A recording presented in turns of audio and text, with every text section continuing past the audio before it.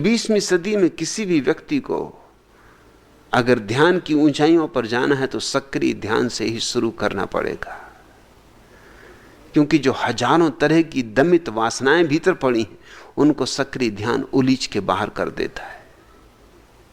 और दूसरा ध्यान, मैंने उनसे कहा था, बुद्ध का प्रसिद्ध ध्यान विपस्सना, वो भी जैन शास्त्रों में नहीं, वह बुद्ध का है। सक्रिय ध्यान मेरा है, विपस्सना बुद्ध का है। ये दो ध्यान मैंने उनसे कहे थे, क्योंकि ये दोनों ध्यान एक दूसरे को संतुलित कर देते।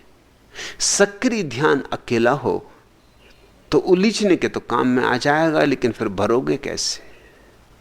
कचरे को तो अलग करना है, जरूर अलग करना है, लेकिन हीरे जवाहरात, कंकड़ पत्थर अलग करने हैं, लेकिन कंकड़ पत्थर अलग करने से हीरे जवाहरात नहीं आ जाएंगे। सक्रिय ध्यान आधा हिस्सा है, प्राथमिक है, एकदम अनिवार्य है। लेकिन जब सक्रिय ध्यान पूरा हो जाए तब विपस्सना के बीज बोने। और मैं निश्चित कहता हूं कि विपस्सना मेरी खोज नहीं है, जो जिसकी है उसकी है। वह गौतम बुद्ध की खोज है और मुझे कोई ऐतराज नहीं है गौतम बुद्ध की खोज का उपयोग कर लेने में, क्योंकि किसी की बपौती तो नहीं है ये खोजें।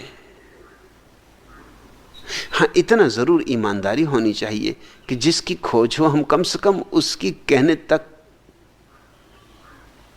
उसकी बताने तक तो ईमानदारी प्रकट करें। विपस्सना का अर्थ है निरीक्षण। विपस्सना शब्द का अर्थ होता है देखना, पश्यना, पश्य। हिंदी में भी हमारे पास शब्द है दरस परस, देखना। बुद्ध ने कहा सिर्फ अपने विचारों को देखते रहो, देखते देखते ही वे शांत हो जाते। बुद्ध की इसी खोज को कृष्णमूर्ति चॉइसलेस अवेयरनेस कहते हैं, यद्यपि वे भी स्वीकार नहीं करते कि यह बुद्ध की खोज। उनके इस स्वीकार न करने में मैं थोड़ी सी बेईमानी की झलक पाता हूं। यूं वो विरोध करते सारे अतीत का, लेकिन जिसको वे चुनाव रहित सजगता कहते हैं वो बुद्ध की खोज है।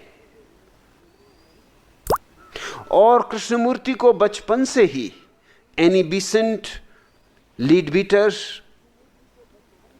और अन्य थियोसॉफिस्टों ने बुद्ध के ही मार्ग पर चलाया था, क्योंकि उन सबकी चेष्टा यही थी कि बुद्ध का जो आने वाला अवतार है मैत्रेय, कृष्णमूर्ति उसी अवतार के लिए तैयार किए जा रहे हैं।